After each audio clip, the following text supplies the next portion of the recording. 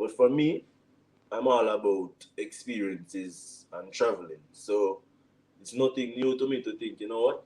Even if they call me to go to Iraq, my family needs to survive and I mean I get to pay Right. for it. You see me? And you're doing what you love and you're earning Yeah, do money, what I so love. no So problem. me not put no limitations to what me can try and do. So I'm willing to take on any journey. Welcome, Sports Nation, to Sports DTM, the sports channel where we call sports down the middle. You can expect the latest in sports news, views, and reviews from our resident analysts. No sports topic is too controversial, and no team or player is above criticism. So just smash that subscribe button and ring that notification bell to make sure you don't miss out on our balanced offering of riveting sports content. And don't forget to like, share, and leave a comment below. Welcome to Sports DTM. Greetings, DTM fans. Welcome to another exclusive interview. This time we have with us Chevaughn Walsh.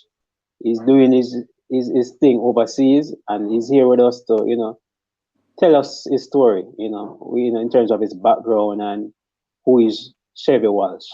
You know what I Yeah, mean? So, Chevy, how you doing? I'm doing all right, doing all right.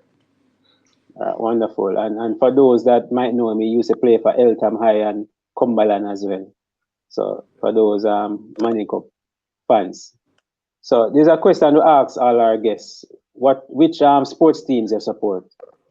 Chelsea, just Chelsea, Chelsea. You're a just blue. always blue. All right, all right. How you got involved in football? Walk us through it. Well, still from kids days. By the way, I can't even say kids because from me, my mother belly, she say, I'm gonna do a kick. Like that's it. Mm-hmm. And as a kid, all I want to do play ball. So maybe, but like Jamaica structure wasn't like that where you need not where you have no official team. She said the moment I go in at grade one, I try to play with the bigger boys and then me officially start playing grade three. Like me I play Premier League since grade three. Just the Mm-hmm. smallest person on the field at the time. For St. John's Primary. So that's when it officially start. So grade three about eight about for being nine. So I guess that Mm-hmm. age. Yeah, man. I grew up near that in Ebonyville, so I know So you're a St. John's Spanish town man. one alright. Yeah, yeah, you know the links there. Have you always played as a striker? I wouldn't say yeah, but like when I was playing for Spanish Town Police, I didn't play as a striker. But growing up, that's my main. I feel like my main strength as a player is my shooting ability, and like Mm-hmm. playing in U15, U17, and stuff like that. Like I played as a striker since I was like yeah, since then. But back and forth for different teams. So even when I played for Mm-hmm. like Saint Catherine Parish with like a lot of players like Cardell Benbow, Andre Lewis, and stuff like that. I played as a striker, and then me and Cardell was partners at striker. I scored a lot of goals back then also,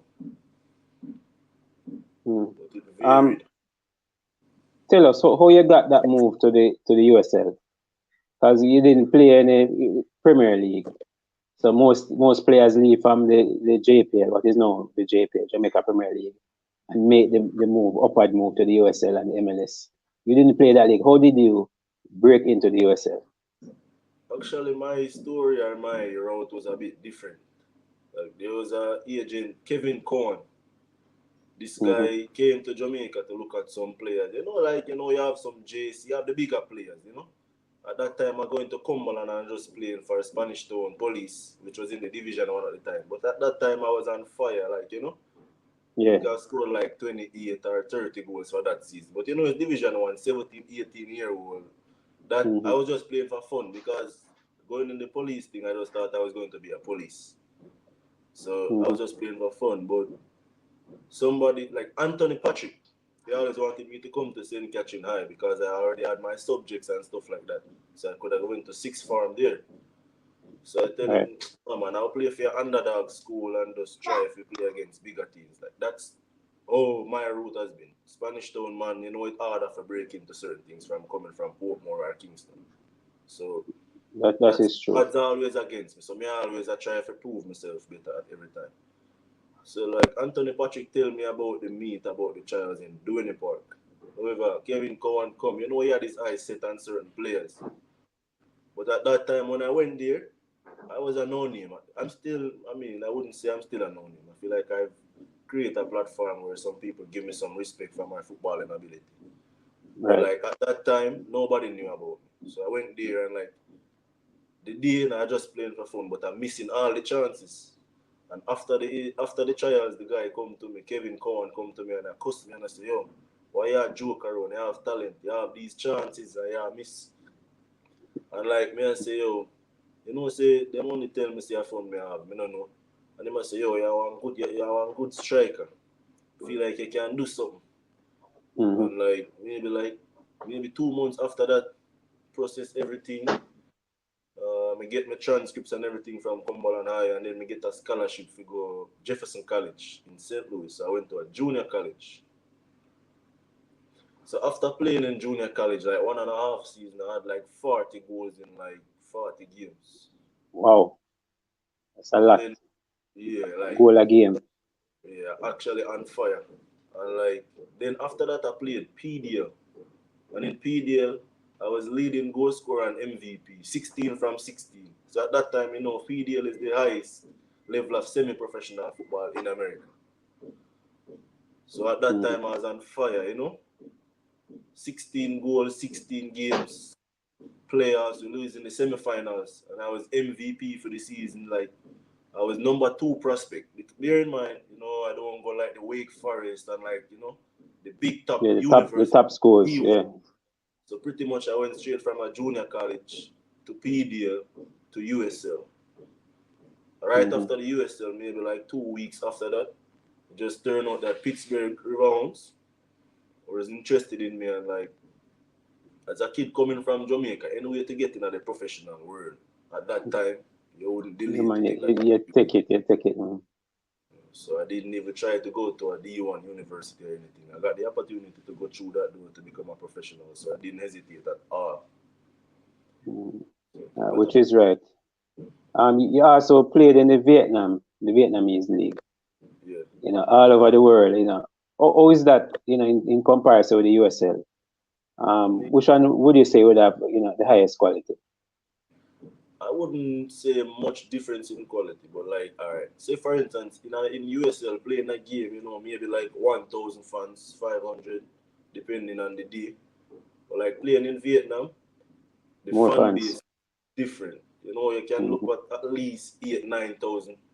Like that's minimum. Depending upon your opponent, can go up to like 20,000. You know, so Mm-hmm. that like exclusively like is a different atmosphere to play. USL, I feel like USL are a bit more competitive when it comes on to like sizing and strength. In Vietnam, you know, as they say, oh, you're big Small. like Lukaku and stuff like that. Yeah. So me Yeah. rarely win fouls. So I just have to play. Yeah. Yeah. Yeah. And You're now in. there's big difference with the quality of the season or the leagues. Okay. And how did you manage to cope with the USL and the Vietnam in terms of, you know, living, the food, everything, the conditions, the Oh yeah, culture? I know the USL might be easier, but talk to us yeah. about Vietnam. That's the thing. You still have it easy. You know, everybody speak English. You can see a lot of Jamaicans, and you know, Mm-hmm. it's similar to our tradition. More Mm-hmm. civilization. I don't know if that's the right word to use because I don't want to downplay living in Vietnam. If you understand what I mean. Mm-hmm. But living Yeah. in Vietnam is actually a bit difficult. You know, first of all, I have to talk about the language barrier. I shouldn't even start with the language barrier. I should talk about the flights because you know, flying probably 2, 3 days before you get to Vietnam because you know, long flights Mm-hmm. and you know the complete different time zone and like you know the food completely different. Never eat so much spicy food until I reach Vietnam because I'm not used Yeah. to the culture, I'm not used to the tradition. So I have to just add a whole heap of spice just so I can eat food. Like I have to So you make the can food. enjoy it. Yeah. So like stuff like that. But sometimes it get a really, you know, it get really like hard, you know, because I'm a black guy. I'm 6'2", big guy, Mm-hmm. 6'2", over 200 pounds. So it's like when you see a big man like this, some of the kids them, because you know them smaller in size. So you know, Right. you even go in an elevator, some of them will look for you in the elevator and run out. Them have you as a giant. Alright. So like sometimes them things they can broke you down a bit, you know, but So, sometimes you have to just so, look on it and just think about the reason why you're there. so what about racism? If you face any of that? I would say that's everywhere. As you know, like your team can lose a game, but they never blame their locals. It's always a Right. foreign. The foreigners. You know, I get a lot of DMs or messages on Facebook sometimes, but like, it don't really faze me. I'll get messages like dog, monkey, gorilla, whatever. Go back to your country and stuff like that. But like, you know, that's Wow. now. I'm a black man in a different country trying to make it. So that's normal. Hmm. It's in the football world. It's in this world. It's not new. You're now in Indonesia with Yeah. PSIS Samarang. How did that move come about? Walk us through that move from leaving Vietnam and going to Indonesia. Well, the Vietnam League was cancelled because of the COVID virus. COVID. Hmm. Yeah. So like, you know, I went home. I was home for 4 months. You know, and then we haven't played a game since May. So you know that's kind of hectic, and you can't wait too long. But I guess, you know, being in Southeast Asia, I guess if you're scoring goals or if you're doing well, your name is not like that hard to like get out. So like an agency, not I wouldn't even, yeah, an agency contacted me and say, hey, what do you think about the opportunity to come and play in Indonesia? But for me, I'm all about experiences and traveling. So it's nothing new to me to think, you know what? Even if they call me to go to Iraq, the family needs to survive and I mean I get to play Right. football. You see And, me? and you're doing what you love and you're earning That's money, what I so love. no So problem. me not put no limitations to what me can try and do. So I'm willing to take on any journey. However, like I came here as a signed player, but you know, 9 months no game, kind of difficult. When I came here and I posted that after my first game after 9 months, fans kill me because you Mhm. know you're not. I came out of quarantine and then I trained like 3 4 days before the game. Quarantine 10 days, so you know you can't fit at that time. Yeah, rusty. Fans them kill me. Say about them for sign this player and him not play all long, him too fat. In fact, that Weak. just like I say, you're probably overweight. You're locked down That and time, eat up. yeah, that time really overweight. But now me come back down and Yeah. back to normal. So I guess the process never too hectic, but you know it was just good to get a contract so that not too long. Like, if you stay 1 year without a contract, it's difficult to get back in the game and to maintain the quality where you come from. So Hmm. my aim was like, you know what?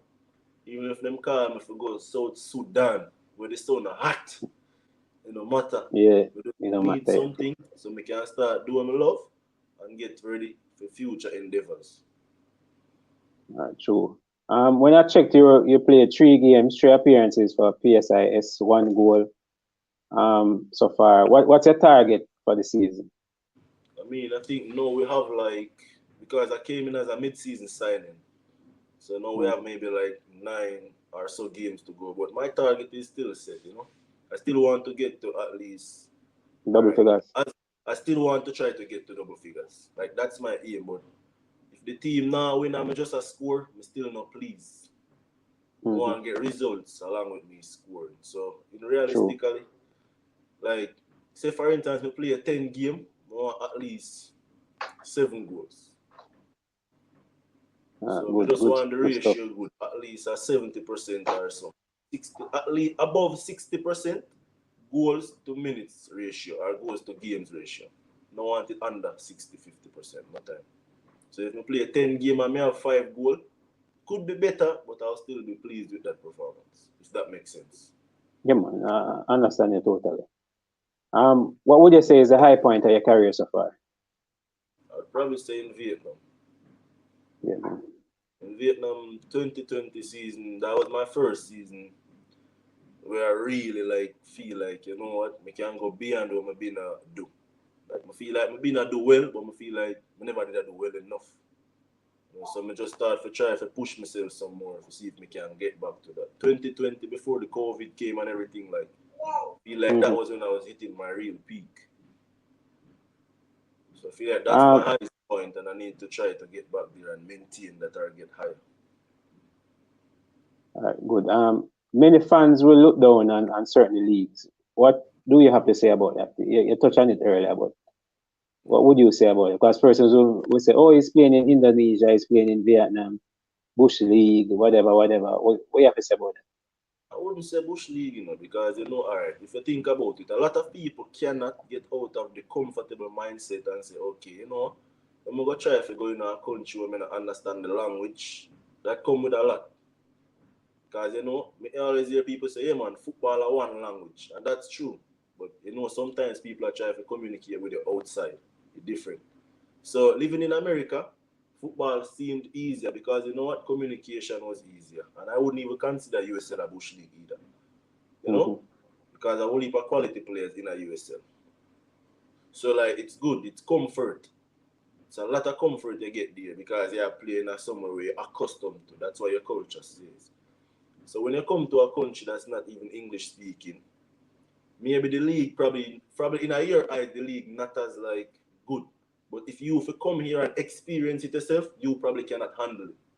Because I know probably me are the first Jamaican to play in Indonesia. And that's something I feel good in myself about. Jamaica take time expand. Jamaican football players take time expand over the world.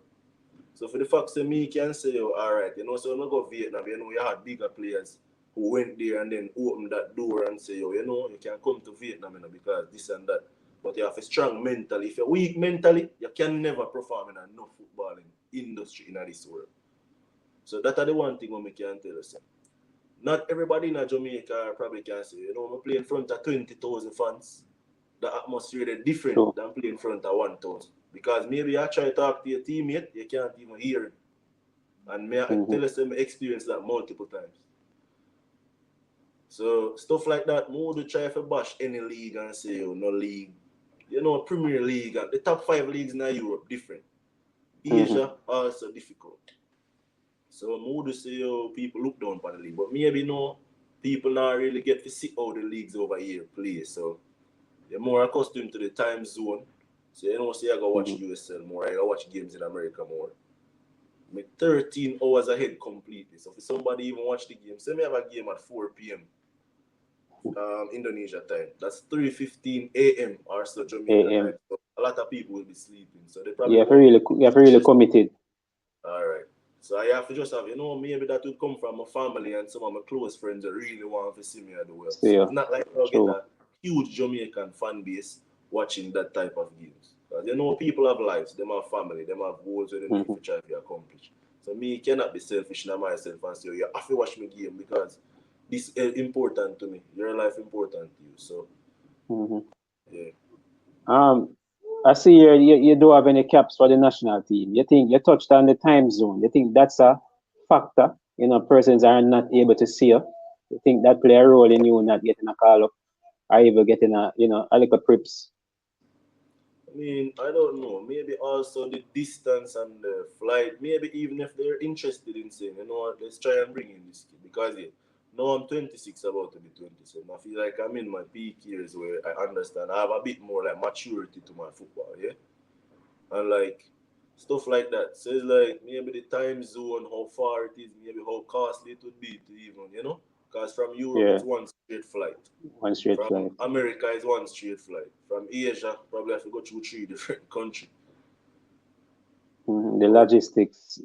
Yeah, it probably just not add up within the time frame and stuff like that. So I'm not really big fussy, but if me get the opportunity to get a call up, I'd be more than grateful for that opportunity. The Qatar, the Jamaica team have failed to qualify for the World Cup. Yeah. Your thoughts on that and what you think went wrong? Honestly, I feel like that's actually a delicate topic, but I feel like I could go in a bit. Like, I feel like we had the quality, we had a good team.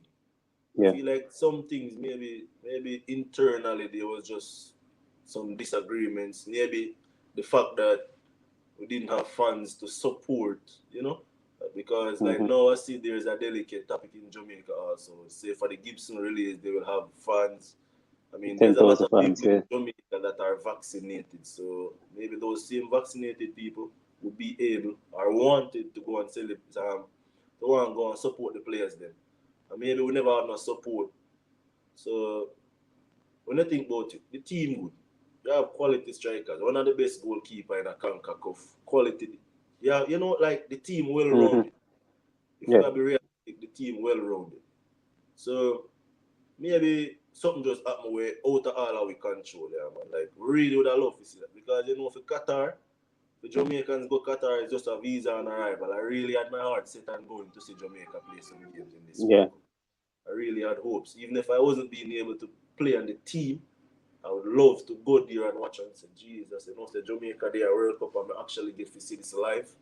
I just hope in my lifetime that even if me not get to be a part of it, I just want to know some country go there. I'm actually go to the country where it is, go watch it. That was what I wanted to happen this year. But you know, things don't always go as I want. So we just have to regroup and come again for the next one. Chevy, last question. Where you see yourself in the next 3 years? Well, the next 3 years, I feel like I just want to be on top form.